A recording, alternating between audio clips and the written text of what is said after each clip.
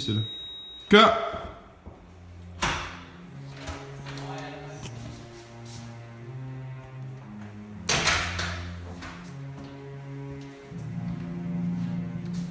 Jeg er Arne.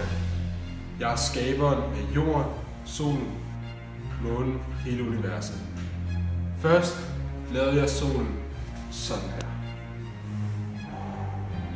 Gør den meget varm, helt glødende, spiller den rundt ud i vandet.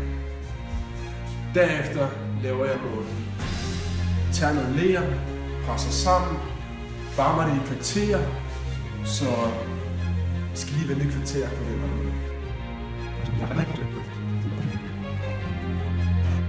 Jeg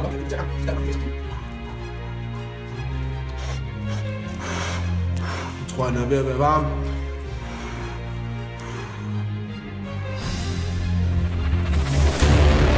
Ja, og nu vil jeg lave stjernerne ved at tage en klump ler, jeg finder hernede. Klumpen ler skal jeg kaste så hårdt, så det splintrer. Så kom stjernerne til.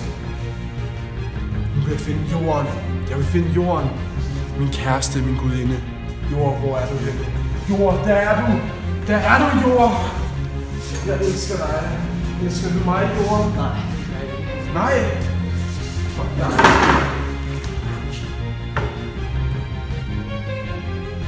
Hvad er det, du føder, jord? Vi kommer til at føde.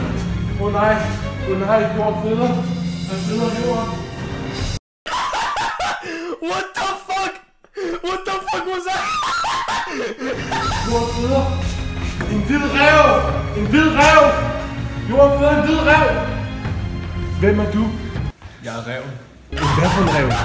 What the fuck? Hvid rev, du. Ond, ulækker.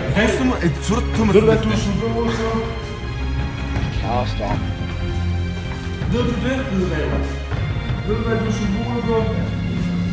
Kærester ligger knæp. Skal jeg fortælle dig det? Ja. Kærester ligger knæpper. Du er ond og asocial. Du er symbol på, hvad verden vil være uden kvindelig selskab. Jorden bliver gravid igen af et par. Jorden føder af et tvillingepar. What the fuck? What the fuck was that? En mand, en dame. Men manden, drengen, broren, kom så hurtigt ud. Han var meget travlt, at kvinden ikke nåede at blive helt færdig. Derfor er kvinder den dag i dag meget mangelfulde. Det andet tvillingepar, der blev født, var 2 grønne skabninger. De var meget himmelske og meget værdifulde, så de fik hurtigt en plads i himlen. Det grønne tvillingepar var tvækhønne. De dækkede deres mor til med et rødt tæppe, som i dag er sprog.